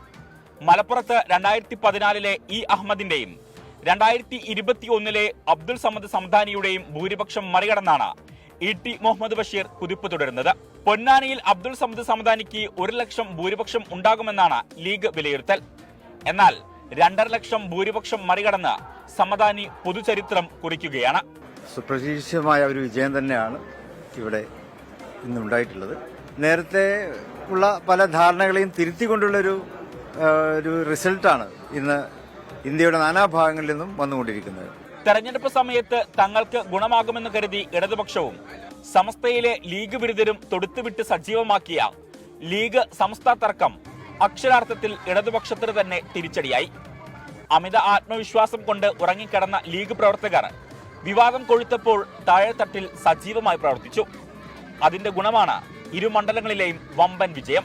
ലീഗിന്റെ പ്രതീക്ഷ പോലും അസ്ഥാനത്താക്കുന്ന സ്നേഹം ലീഗിനോട് ജനങ്ങൾക്കുണ്ട്. അതിപ്പോഴാണ് ഞങ്ങൾ തിരിച്ചറിഞ്ഞത്. പ്രാദേശിക വിഷയങ്ങൾക്ക് ഒട്ടും പരിഗണന നൽകാതെ ഏക സിവിൽ കോഡ്, പൗരത്വ ബില്ല് തുടങ്ങിയ ദേശീയ വിഷയങ്ങൾ ഉയർത്തിക്കാട്ടി മുഖ്യമന്ത്രി ഉൾപ്പെടെയുള്ളവർ ജില്ലയിൽ നടത്തിയ ക്യാമ്പയിൻ അമ്പെ പരാജയമായി. കൂടാതെ ചെറുകക്ഷികളുടെ വോട്ടും ഇരു സ്ഥാനാർത്ഥികളുടെ വ്യക്തിപ്രഭാവവും ഇരു മണ്ഡലങ്ങളിലും വലിയ രീതിയിൽ ഗുണം ചെയ്തു. മുസ്ലിം ലീഗിന്റെ ഉരുക്കുകോട്ടയാണ് മലപ്പുറമെന്ന് ഒരിക്കൽ കൂടി ഈ തെരഞ്ഞെടുപ്പ് തെളിയിച്ചു. ലീഗ് പ്രതീക്ഷിക്കാത്ത ഇരട്ടി വിജയമാണ് ഇത്തവണ മലപ്പുറം സമ്മാനിച്ചത്. സമസ്ത ഉൾപ്പെടെയുള്ള വിഷയങ്ങൾ ഇത്തവണ തങ്ങൾക്ക് അനുകൂലമാകുമെന്ന് ഇടതുപക്ഷം പ്രതീക്ഷിച്ചെങ്കിലും ഇടതുപക്ഷത്തിന് വമ്പേ തിരിച്ചടിയാണ് നേരിടേണ്ടി വന്നത്. മലപ്പുറത്ത് നിന്നും മുഹമ്മദ് അർഷാഖിനൊപ്പം ഷഹദ് റഹ്മാൻ. കോഴിക്കോട് നിന്ന് വരുന്ന ഒരു വാർത്തയിലേക്കാണ്. കുന്നമംഗലത്തിന് സമീപം ആരാമ്പ്രത്ത് UDF പോലീസ് വാക്കേറ്റം. കൃത്യനിർവഹണം തടസ്സപ്പെടുത്തിയതിന് UDF പ്രവർത്തകനായ മുഹമ്മദ് റാഫി അറസ്റ്റ് ചെയ്തു. MK രാഘവന്റെ വിജയാഹ്ലാദ പ്രകടനത്തിനിടെയാണ് സംഭവം. രാഹുൽ സുരേഷിന്റെ വിശദാംശങ്ങളുമായി കോഴിക്കോട് നിന്ന്. രാഹുൽ, എന്താണ് അവിടെ ഒരു തർക്കത്തിന് കാരണമായത്? ഇപ്പോൾ സ്ഥിതിഗതികളൊക്കെ ശാന്തമായോ? ഗോകുൽ, MK രാഘവന്റെ വിജയാഹ്ലാദ പരിപാടികൾ നടക്കുന്നതിനിടെയാണ് പോലീസും UDF പ്രവർത്തകരും തമ്മിൽ ഒരു വാക്കേറ്റം ഉണ്ടാകുന്നത്. കോഴിക്കോട് കുന്നമംഗലത്തിന് സമീപമുള്ള ആരാമ്പ്രത്താണ് ഈ സംഭവം നടക്കുന്നത്. രാത്രി 7 മണിയോടെയായിരുന്നു. അതായത് ഈ വാഹന വ്യൂഹം കടന്നു പോകുന്നതിനിടെ റോഡ് ബ്ലോക്കായി. ഈ റോഡ് ബ്ലോക്കായത് പ്രശ്നം പരിഹരിക്കുന്നതിന് വേണ്ടി പോലീസ് അവിടെ എത്തുകയും ഈ പ്രവർത്തകരെ ഇവിടെ നിന്ന് മാറ്റുകയുമായിരുന്നു. ഇതാണ് പോലീസും UDF പ്രവർത്തകരും തമ്മിലുള്ള വാക്കേറ്റത്തിലേക്ക് എത്തിച്ചത്. അതിനിടയിൽ ഈ പോലീസിന്റെ കൃത്യനിർവഹണം തടസ്സപ്പെടുത്തി എന്ന് കണ്ടെത്തിയതിന്റെ അടിസ്ഥാനത്തിലാണ് ഒരു UDF പ്രവർത്തകന്റെ അറസ്റ്റ് രേഖപ്പെടുത്തിയിട്ടുള്ളത്. UDF പ്രവർത്തകനായ മുഹമ്മദ് റാഫിയുടെ അറസ്റ്റാണ് ഇപ്പോൾ രേഖപ്പെടുത്തിയിട്ടുള്ളത്. ഇയാളെ കസ്റ്റഡിയിൽ എടുത്ത ശേഷം ഇപ്പോൾ കുന്നമംഗലം പോലീസ് സ്റ്റേഷനിലാണ് ഇയാൾ ഉള്ളത്. അതോടൊപ്പം തന്നെ ഈ വടകര മണ്ഡലത്തിലും നേരിയ തോതിലുള്ള സംഘർഷ സാധ്യതകൾ നിലവിൽ നിലനിൽക്കുന്നുണ്ട്. 2 മണ്ഡലങ്ങളിലും പോലീസ് ശക്തമായ പോലീസ് സുരക്ഷയോടുകൂടിയാണ് ഈ രാത്രിയിലും മുന്നോട്ട് പോകുന്നത്. ഗോകുൽ, ശരി, തെരഞ്ഞെടുപ്പുമായി ബന്ധപ്പെട്ട അത്രയേറെ വലിയ സംഘർഷങ്ങളൊന്നും റിപ്പോർട്ട് ചെയ്തിരുന്നില്ല. ഇതും കോഴിക്കോടും ചെറിയൊരു വാക്കുതർക്കം എന്ന് മാത്രമാണ് കരുതുന്നത്. ഏതായാലും കൂടുതൽ പ്രശ്നങ്ങൾ ഉണ്ടാവാതെ ഇരിക്കട്ടെ. ആന്ധ്രാപ്രദേശ് നിയമസഭാ ലോക്സഭാ തെരഞ്ഞെടുപ്പുകളിൽ വമ്പൻ വിജയവുമായി തെലുങ്കുദേശം പാർട്ടി. TDP നേതൃത്വം നൽകുന്ന NDA സഖ്യം 165 സീറ്റുകളുമായി ആന്ധ്രയിൽ ഭരണം ഉറപ്പിച്ചു. കഴിഞ്ഞ തവണ 151 സീറ്റുകൾ നേടിയ YSR കോൺഗ്രസ് 10 സീറ്റിലേക്ക് കൂപ്പുകുത്തി. 25 ലോക്സഭാ മണ്ഡലങ്ങളിലേക്ക് നടന്ന തെരഞ്ഞെടുപ്പിൽ 21 സീറ്റും NDA സഖ്യം നേടി. YS രാജശേഖര റെഡ്ഡിയുടെ മകൾ YS ശർമിള കോൺഗ്രസിനായി കളത്തിലിറങ്ങിയിട്ടും ഇന്ത്യ മുന്നണി സംപൂജ്യരായി. തുടർഭരണമുണ്ടാകുമെന്ന ആത്മവിശ്വാസത്തിൽ ജൂൺ 9 വിശാഖപട്ടണത്ത് സത്യപ്രതിജ്ഞാ ചടങ്ങ് തീരുമാനിച്ച ജഗൻമോഹൻ റെഡ്ഡിക്ക് വമ്പൻ തിരിച്ചടി. സംസ്ഥാനത്ത് ആഞ്ഞടിച്ച TDP തരംഗത്തിൽ YSR കോൺഗ്രസ് തകർന്നടിഞ്ഞു. ആന്ധ്രാപ്രദേശിന്റെ തെരഞ്ഞെടുപ്പ് ചരിത്രത്തിൽ രേഖപ്പെടുത്തിയ ഏറ്റവും ഉയർന്ന പോളിംഗായ 81.86% ഗ്രൗണ്ട് റിയാലിറ്റി TDP നേതൃത്വം നൽകുന്ന NDA സഖ്യത്തിന് അനുകൂലം. നിയമസഭയിലേക്ക് ആകെയുള്ള 175 സീറ്റുകളിൽ 144 സീറ്റുകളിൽ TDPയും 21 സീറ്റുകളിൽ പവൻ കല്യാണിന്റെ ജനസേവാ പാർട്ടിയും 10 സീറ്റുകളിൽ BJPയുമാണ് മത്സരിച്ചത്. 136 സീറ്റുകൾ തെലുങ്കുദേശം പാർട്ടി തൂത്തുവാരി. ജഗൻമോഹൻ റെഡ്ഡി പ്രതീക്ഷിച്ചിരുന്ന ഗ്രാമീണ മേഖലയിലെ വോട്ടുകൾ TDPക്ക് അനുകൂലമായി ഒഴുകി. നായകൻ N ചന്ദ്രബാബു നായിഡു 36,000-ലധികം വോട്ടിന്റെ ഭൂരിപക്ഷത്തിൽ വിജയിച്ചു. മകൻ നാരാ ലോകേഷിന് മംഗളഗിരിയിൽ 70,000-ഓളം വോട്ടിന്റെ ഭൂരിപക്ഷം. മത്സരിച്ച സീറ്റുകളിൽ എല്ലാം വിജയിച്ച് പവൻ കല്യാണിന്റെ ജനസേവാ പാർട്ടി 100% വിജയം കൊയ്തു. പിതാപുരത്ത് നിന്ന് 69,000-ലധികം വോട്ടിന്റെ ഭൂരിപക്ഷത്തിൽ പവൻ കല്യാൺ തെരഞ്ഞെടുക്കപ്പെട്ടു. നിയമസഭയിലേക്ക് BJP ടിക്കറ്റിൽ മത്സരിച്ച 10-ൽ 8 പേരും തെരഞ്ഞെടുക്കപ്പെട്ടു. പുലിവെന്തിലയിൽ YS ജഗൻമോഹൻ റെഡ്ഡി 57,000-ഓളം വോട്ടുകൾക്ക് വിജയിച്ചു. TDP ആസ്ഥാനത്ത് പടക്കം പൊട്ടിച്ചും സീലിംഗ് ഫാൻ എറിഞ്ഞുടച്ചും പ്രവർത്തകരുടെ വിജയാഹ്ലാദം. జగన్మోహన్ రెడ్డికి అర్థమైంది అర్థం కాదు, నాకే తెలియదు. కానీ ప్రజలు ఒకే సైడ్ కూటమికి ఓటేసిన ప్రతి ఒక్కరికి కూడా ఆంధ్ర రాష్ట్ర ఆడపడుచుగా, మీ ఇంటి ఆడపడుచుగా ప్రతి ఒక్కరికి పేరు పైన హృదయపూర్వక ధన్యవాదాలు తెలియజేస్తాను. జగన్మోహన్ రెడ్డికి సరైన బుద్ధి చెప్పారు. ఈ రాష్ట్రంలో పథకాల పేరు చెప్పి రాష్ట్ర ప్రజలందరినీ మోసం చేశాడు. പാർലമെന്റിലേക്ക് നടന്ന തെരഞ്ഞെടുപ്പിൽ 17-ൽ 16 പേർ TDP ടിക്കറ്റിലും 6-ൽ 3 പേർ BJP ടിക്കറ്റിലും 2 സ്ഥാനാർത്ഥികൾ JSP ടിക്കറ്റിലും ജയിച്ചു കയറി. BJP സംസ്ഥാന അധ്യക്ഷ D പുരന്തേശ്വരി രാജമന്ത്രിയിൽ നിന്ന് തെരഞ്ഞെടുക്കപ്പെട്ടു. കോൺഗ്രസും CPIഎമ്മും CPIയും ഇന്ത്യ മുന്നണിക്കായി മത്സരിച്ചെങ്കിലും വിജയം കണ്ടില്ല. YS രാജശേഖര റെഡ്ഡിയുടെ മകൾ YS ശർമിള മത്സരിച്ച കടപ്പ പാർലമെന്റ് മണ്ഡലത്തിൽ അവർ 3ാം സ്ഥാനത്തേക്ക് പോയി. ബന്ധുവും ജഗൻമോഹന്റെ അടുത്ത അനുയായിയുമായ YS അവിനാഷ് റെഡ്ഡി കടപ്പ നിലനിർത്തി. ജഗൻമോഹൻ റെഡ്ഡി ഉടൻ ഗവർണറെ കണ്ട് രാജി സമർപ്പിക്കും. പ്രധാനമന്ത്രി നരേന്ദ്രമോദിയും ആഭ്യന്തരമന്ത്രി അമിത്ഷായും ചന്ദ്രബാബു നായിഡുവിനെ ഫോണിൽ വിളിച്ച് അഭിനന്ദനം അറിയിച്ചു. ആന്ധ്രാപ്രദേശിൽ TDP തരംഗം. ലോക്സഭയിലേക്കും നിയമസഭയിലേക്കും നടന്ന തെരഞ്ഞെടുപ്പിൽ തെലുങ്കുദേശം പാർട്ടി കൊടുങ്കാറ്റായി. ആ കൊടുങ്കാറ്റിൽ ജഗൻമോഹൻ റെഡ്ഡിയുടെ സീലിംഗ് ഫാൻ തകർന്നടിഞ്ഞു. നേട്ടമുണ്ടാക്കി NDA സഖ്യത്തിൽ BJPയും പവൻ കല്യാണിന്റെ ജനസേന പാർട്ടിയും. സർക്കാർ രൂപീകരണ ചർച്ചകളിലേക്ക് ഉടൻ കടക്കുമെന്ന് NDA സഖ്യ നേതാക്കൾ. ആന്ധ്രയിലെ NTR ഭവനിൽ നിന്നും അഭിലാഷ് തൊഴുവൻകോടിനൊപ്പം അലക്സ്, റാം മുഹമ്മദ്, 24. ഉത്തർപ്രദേശിൽ അടിതെറ്റിയെങ്കിലും ഗുജറാത്തിലും മധ്യപ്രദേശിലും ആധിപത്യം നിലനിർത്താൻ BJPക്ക് കഴിഞ്ഞു. ഒഡീഷയിൽ വൻ മുന്നേറ്റമുണ്ടാക്കി. എന്നാൽ പ്രധാനമന്ത്രി നരേന്ദ്രമോദി വലിയ പ്രചാരണം നടത്തിയിട്ടും തമിഴ്നാട്ടിൽ BJPക്ക് നേട്ടമുണ്ടാക്കാനായില്ല. ഇരുമുന്നണികളുടെയും ഉറച്ച കോട്ടകൾ കാത്തതും തകർന്നതും കണ്ട തെരഞ്ഞെടുപ്പാണ് കടന്നുപോയത്. ഹിന്ദി ഹൃദയഭൂമിയിൽ ഇന്ത്യ സഖ്യം ചലനമുണ്ടാക്കിയെങ്കിലും മധ്യപ്രദേശിലെ 29 സീറ്റുകളിലും BJP സ്ഥാനാർത്ഥികൾ ആധികാരിക വിജയം നേടി. പേരിനൊരു വെല്ലുവിളി ഉയർത്താൻ പോലും എതിർ സ്ഥാനാർത്ഥികൾക്ക് കഴിഞ്ഞില്ല. ഇന്ത്യ സഖ്യത്തിന്റെ പ്രചാരണ വേദികളിൽ അരവിന്ദ് കെജ്രിവാൾ മിന്നും താരമായിട്ടും ഡൽഹിയിൽ ആം ആദ്മി പാർട്ടിക്ക് കനത്ത തിരിച്ചടിയുണ്ടായി. 7 സീറ്റിലും BJPക്ക് ജയം. ഛത്തീസ്ഗഡിൽ 10 സീറ്റ് NDA ജയിച്ചപ്പോൾ 1 സീറ്റിൽ മാത്രമാണ് ഇന്ത്യ സഖ്യത്തിന് വിജയിക്കാനായത്. ഹിമാചൽ പ്രദേശിലെ 4 സീറ്റുകളിലും BJPക്കാണ് നേട്ടം. കലാപ കലുഷിതമായിരുന്ന മണിപ്പൂരിലെ 2 സീറ്റുകളിലും കോൺഗ്രസ് സ്ഥാനാർത്ഥികൾക്കാണ് വിജയം. ലോക്സഭാ തെരഞ്ഞെടുപ്പിനൊപ്പം നിയമസഭാ തെരഞ്ഞെടുപ്പും നടന്ന ഒഡീഷയിൽ BJPക്ക് ഇരട്ടി മധുരമാണ്. 21 സീറ്റുകളിൽ 19ലും വിജയം BJP സ്ഥാനാർത്ഥികൾക്കൊപ്പം. കഴിഞ്ഞ തവണത്തേതുപോലെ തമിഴ്നാട് ഇത്തവണയും NDAക്കെതിരായി ജനവിധി എഴുതിയപ്പോൾ ത്രിപുരയിലെ 2 സീറ്റിലും ജയം BJPക്കൊപ്പമായിരുന്നു. ഉത്തരാഖണ്ഡിലെ 5 സീറ്റുകളിലും BJP ചരിത്ര ജയം സ്വന്തമാക്കി. Election desk 24. ഇന്ത്യ മുന്നണിയുടെ സമഗ്രാധിപത്യം അതാണ് തമിഴ്നാട്ടിൽ കണ്ടത്. DMK നേരത്തെ പ്രഖ്യാപിച്ചിരുന്നത് പോലെ തന്നെ പുതുച്ചേരിയിലെ 1 സീറ്റ് ഉൾപ്പെടെ 40 സീറ്റുകളിലും ഗംഭീര വിജയം നേടി. 2 സീറ്റുകളിൽ മാത്രമാണ് അണ്ണാ DMK NDA മുന്നണികൾ കാര്യമായ ചെറുത്തുനിൽപ്പെങ്കിലും നടത്തിയത്.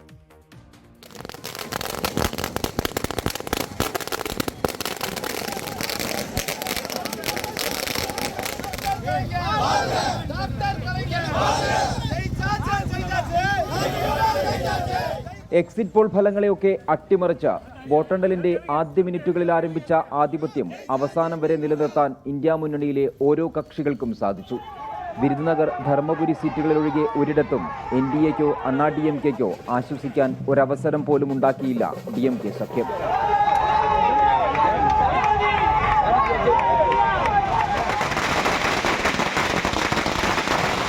അണ്ണാ DMK സഖ്യത്തിൽ DMDKയിലെ വിജയകാന്തിന്റെ മകൻ വിജയ് പ്രഭാകർ മത്സരിച്ച വിരുദ്നഗറിലും NDAയിൽ പാട്ടാളി മക്കൾ കക്ഷി അധ്യക്ഷൻ അൻപുമണി രാംദാസിന്റെ ഭാര്യ സൗമ്യ രാംദാസ് മത്സരിച്ച ധർമ്മപുരിയിലും മാത്രമാണ് DMK സഖ്യത്തിന് മത്സരം നേരിടേണ്ടി വന്നത്. 7 റൗണ്ടുകളിൽ ഇരുവരും മുന്നിട്ട് നിന്നു. പിന്നീട് ഇവിടെയും ഇന്ത്യ മുന്നണി സ്ഥാനാർത്ഥികൾ കത്തിക്കയറി.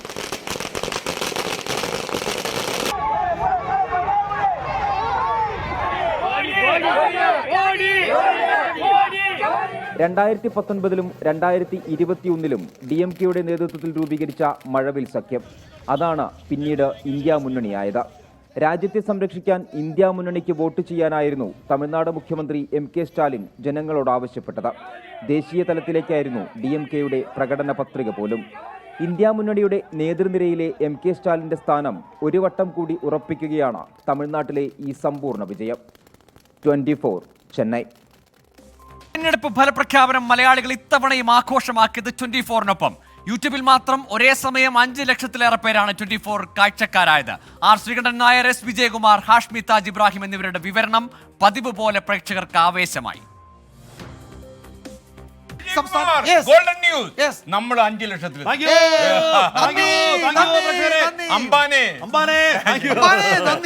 5 ലക്ഷം യൂട്യൂബിൽ 5 ലക്ഷം പ്രേക്ഷകർ കടന്നിരിക്കുകയാണ്. എക്സിറ്റ് പോളുകൾ തെറ്റിപ്പോയേക്കാം, സീറ്റ് നില മാറിമറിഞ്ഞേക്കാം. എന്തുതന്നെയായാലും തെരഞ്ഞെടുപ്പ് ഫലമറിയാൻ മലയാളി തെരഞ്ഞെടുക്കുന്നത് 24-നെ തന്നെ. പ്രേക്ഷകരുടെ എണ്ണത്തിൽ വൻ ഭൂരിപക്ഷത്തോടെ 24-ന്റെ ജൈത്രയാത്ര. രാവിലെ 5 മണി മുതൽ തത്സമയ സംപ്രേഷണം. ഫലപ്രഖ്യാപനത്തിന് മുൻപ് മണ്ഡല വിശേഷങ്ങളുമായി റിപ്പോർട്ടേഴ്സിനൊപ്പം KR ഗോപികൃഷ്ണനും S വിജയകുമാറും. വോട്ടെണ്ണലുമായി ബന്ധപ്പെട്ട ഏറ്റവും പുതിയ വിവരങ്ങൾ എന്തൊക്കെയാണ് ആർക്കെ? ഗോപി, ഒരു നമുക്ക് സരസമായി പറഞ്ഞു കഴിഞ്ഞാൽ ഡൽഹിയിലുള്ള നേതാക്കന്മാരുടെ, അത് 2 വിഭാഗത്തിലെ നേതാക്കന്മാരുടെ ചങ്കിടിപ്പ് ഡൽഹിയിലെ ഏതാണ്ട് അന്തരീക്ഷത്തിൽ മുഴങ്ങി കേൾക്കുന്നു എന്ന് പറയാം വേണമെങ്കിൽ. ഹാഷ്മി താജ് ഇബ്രാഹിമിന് പിന്നാലെ 24 ചീഫ് എഡിറ്റർ R ശ്രീകണ്ഠൻ നായരും കളത്തിലേക്ക്. ഗുഡ് മോർണിംഗ്, എല്ലാ പ്രേക്ഷകർക്കും സ്വാഗതം. പ്രിയപ്പെട്ട പ്രേക്ഷകരെ, എല്ലാവരുടെയും നെഞ്ചിടിപ്പ് കൂടിക്കിടക്കുന്ന ഒരു സമയത്താണ് ഞാൻ ഈ ഫ്ലോറിലേക്ക് എൻ്റർ ആവാൻ പോകുന്നത്. നിങ്ങൾക്കറിയാം, അടുത്ത 5 കൊല്ലം ആര് ഇന്ത്യ ഭരിക്കും എന്ന് തീരുമാനിക്കാൻ പോകുന്ന നിർണായക ദിവസമാണെന്ന് ഈ വോട്ടെണ്ണൽ ദിനത്തിൽ മുഴുവൻ പ്രേക്ഷകരുടെയും പിൻബലത്തോടെ നമ്മൾ ആരംഭിക്കാൻ പോകുന്നു. ഹലോ വിജയകുമാർ, ഇപ്പോഴും ജീവനോടുണ്ടോ? ആഷ്മിന്റെ ജീവനോടുണ്ടെന്ന് എനിക്കറിയാം. വോട്ടെണ്ണി തുടങ്ങിയതും 24 മാജിക് സ്ക്രീൻ സജീവമായി.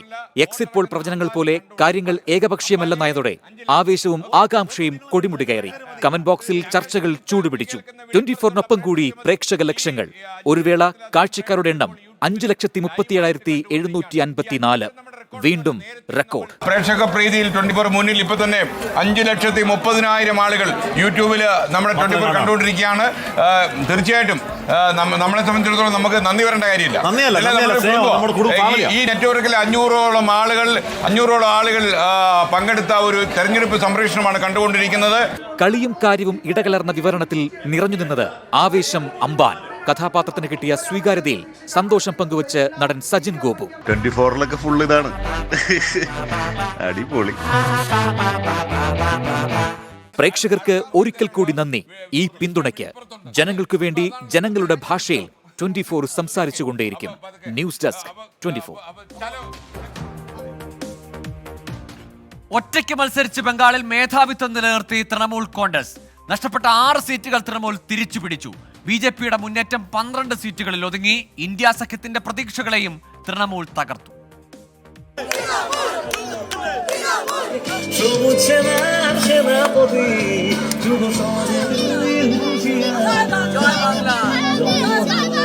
എക്സിറ്റ് പോൾ പ്രവചനം അപ്രസക്തമാക്കിയാണ് വങ്കനാട്ടിൽ തൃണമൂൽ കോൺഗ്രസിന്റെ തേരോട്ടം. 23 സീറ്റ് പ്രവചിച്ച BJPയുടെ മുന്നേറ്റം 12 സീറ്റിലൊതുങ്ങി. CAAയും സന്ദേശ് ഗാലിയും BJPയെ കൈവിട്ടു. അഭിഷേക് ബാനർജി ഡയമണ്ട് ഹാർബറിൽ 3 ലക്ഷത്തിലധികം വോട്ടുകൾക്ക് വിജയിച്ചു. സന്ദേശ് ഗാലി ഉൾപ്പെട്ട ബാസുഗഡ് മണ്ഡലത്തിൽ തൃണമൂലിന്റെ ഭൂരിപക്ഷം 1.5 ലക്ഷത്തിന് മുകളിലാണ്. കോൺഗ്രസിന്റെ ഉരുക്കുകോട്ടയായ ബഹ്രംപൂർ അദുർ രഞ്ജൻ ചൗധരിയിൽ നിന്ന് യൂസഫ് പഠാൻ മണ്ഡലം തിരിച്ചുപിടിച്ചു. അസൻസോളിൽ ശത്രുഘ്നൻ സിൻഹ വിജയിച്ചു. കൃഷ്ണനഗർ മഹുവ മൊയ്ത്ര നിലനിർത്തി.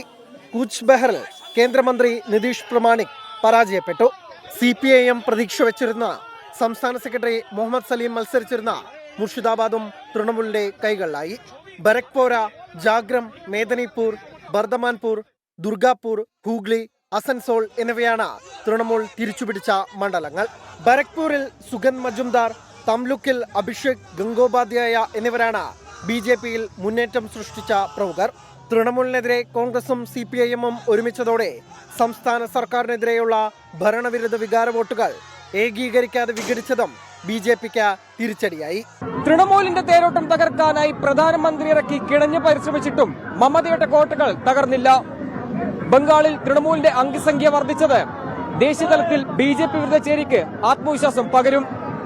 കൊൽക്കത്തയിൽ നിന്ന് മോഹൻകുമാറിനൊപ്പം നിതിൻ അംബുജൻ, 24.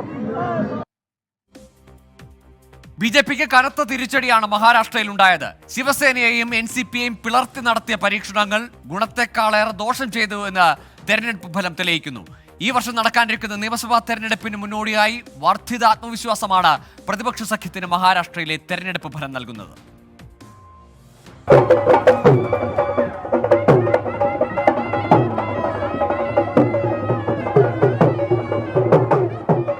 NDA സഖ്യം 45 സീറ്റെങ്കിലും മഹാരാഷ്ട്രയിൽ വിജയിക്കുമെന്നായിരുന്നു BJP നേതാക്കളുടെ ആത്മവിശ്വാസം.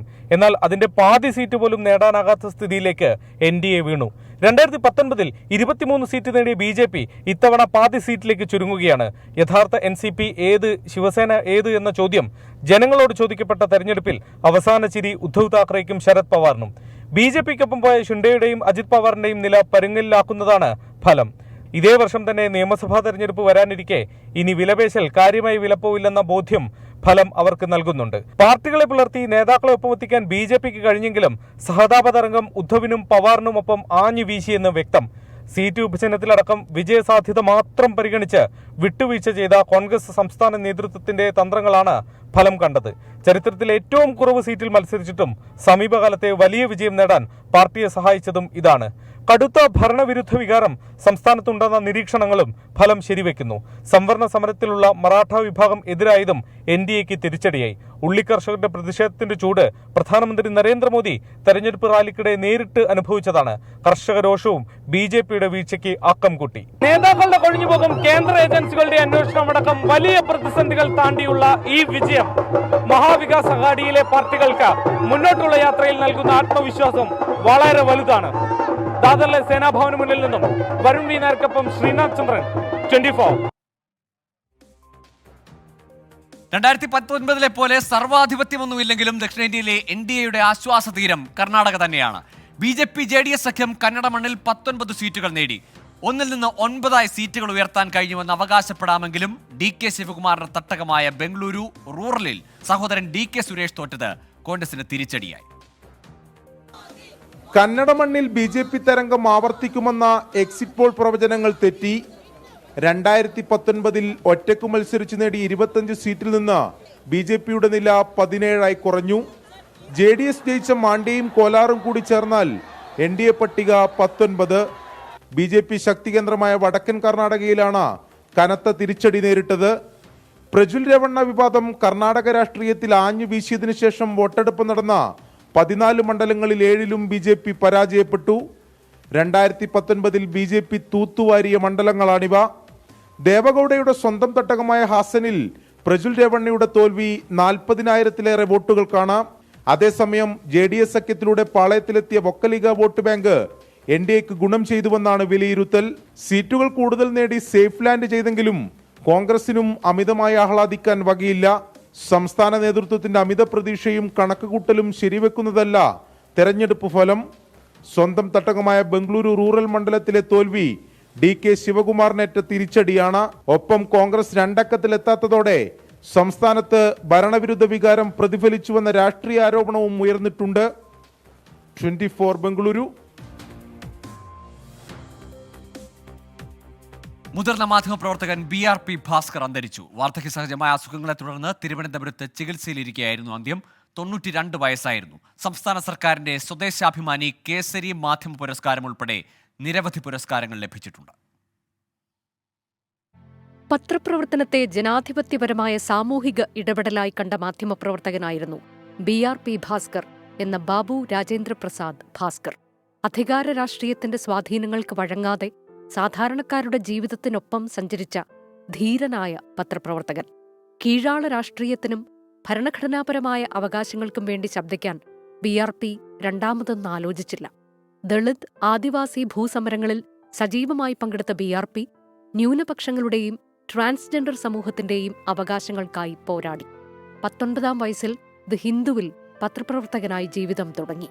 7 പതിറ്റാണ്ടോളം മാധ്യമപ്രവർത്തനത്തിൽ സജീവമായിരുന്നു.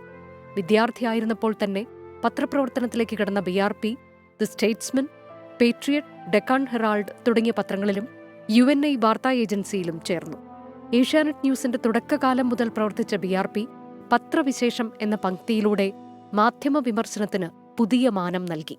പരിസ്ഥിതി പ്രശ്നങ്ങളിലും ലോക്കപ്പ് മർദ്ദനങ്ങളിലും ഭരണകൂടത്തിന്റെ മുഖം നോക്കാതെ പ്രതികരിച്ചു. മുത്തങ്ങയിലെ ആദിവാസികൾ ആക്രമിക്കപ്പെട്ടപ്പോഴും പ്ലാച്ചിമട സമരത്തിലും ചെങ്ങറ സമരത്തിലുമെല്ലാം മുൻനിര പോരാളിയായി നിലകൊണ്ടു. ചരിത്രം നഷ്ടപ്പെട്ടവർ, ന്യൂസ് റൂം, ഒരു മാധ്യമപ്രവർത്തകന്റെ അനുഭവക്കുറിപ്പുകൾ എന്നീ പുസ്തകങ്ങൾ രചിച്ചു. Research desk 24. എക്സിറ്റ് പോളിന് ശേഷം കുതിച്ച രാജ്യത്തെ ഓഹരി വിപണികൾ ഫലപ്രഖ്യാപനം വന്നപ്പോൾ കിതയ്ക്കുന്ന കാഴ്ചയാണ് ഇന്ന് കണ്ടത്. സെൻസെക്സ് 4390 പോയിന്റ് താഴ്ന്ന് 72,079-ലും നിഫ്റ്റി 1379 പോയിന്റ് ഇടിഞ്ഞ് 21,885-ലുമാണ് ക്ലോസ് ചെയ്തത്. 2-4 ദിനം കൊണ്ടൊരുത്തനെ തണ്ടിലേറ്റി നടത്തുന്നതും ഭവാൻ എന്ന് പറയും പോലെ ഒരൊറ്റ ദിവസം കൊണ്ട് നിക്ഷേപകർക്ക് നഷ്ടപ്പെട്ടത് 31 ലക്ഷം കോടി രൂപയാണ്. സുസ്ഥിര സർക്കാർ വരുമെന്ന എക്സിറ്റ് പോളുകളിൽ വിശ്വസിച്ച നിക്ഷേപകരുടെ തോളിൽ മാറാപ്പ് കയറിയ ദിവസമായി ഇന്ന്. ദലാൽ സ്ട്രീറ്റിൽ ചോരപ്പുഴ ഒഴുകിയപ്പോൾ കടപുഴകിയത് അംബാനിയും അദാനിയും ഉൾപ്പെടെയുള്ള വൻമരങ്ങളാണ്. പൊതുമേഖലാ സ്ഥാപനങ്ങളുടേതടക്കം ഓഹരികൾ കൂപ്പുകുത്തി. ഇലക്ഷൻ പ്രഖ്യാപനം മുതൽ ആവേശച്ചിറകിലേറി റെക്കോർഡുകൾ പലതവണ തിരുത്തിയ സെൻസെക്സ് 6000 പോയിന്റും നിഫ്റ്റി 1700 പോയിന്റും താഴ്ന്നു. ദേശീയ ഓഹരി വിപണി 10 വർഷത്തെ ഏറ്റവും വലിയ പ്രതിദിന നഷ്ടമാണ് നേരിട്ടത്. വിപണിയുടെ മൊത്തം മൂല്യത്തിലുണ്ടായത് 40 ലക്ഷം കോടിയുടെ കുറവാണ്. TDPയെയും JDUവിനെയും കൂട്ടുപിടിക്കാതെ ഭരണം നടത്താനാവില്ലെന്ന അവസ്ഥയിലാണ് നരേന്ദ്രമോദി. അതുകൊണ്ടുതന്നെ നയരൂപീകരണത്തിൽ വിട്ടുവീഴ്ചകൾ വേണ്ടിവരുമെന്ന കണക്കുകൂട്ടലിലാണ് നിക്ഷേപകർ. ഭരണകൂടവുമായി ബന്ധപ്പെട്ട മേഖലകളിൽ മാത്രമാണ് ഇടിവ് നേരിട്ടത്. 2004 20% ഇടിഞ്ഞ വിപണി 3 വർഷത്തിനകം ഇരട്ടിയിലധികം കടന്നിരുന്നു. ദീർഘകാല നിക്ഷേപകർക്ക് തിരിച്ചുവരവ് പ്രതീക്ഷിക്കാമെങ്കിലും ഹ്രസ്വകാല നിക്ഷേപകർക്ക് വരും ദിവസങ്ങൾ അത്ര നന്നായിരിക്കില്ല. ഇതും കടന്നുപോകുമെന്ന ആത്മവിശ്വാസമുള്ള നിക്ഷേപകരുള്ളിടത്തോളം കടുത്ത ആശങ്കയ്ക്ക് വകയില്ലെന്നാണ് വിദഗ്ധർ പറയുന്നത്. Financial desk 24. വാർത്താ ബുള്ളറ്റിൻ പൂർണ്ണമാകുന്നു.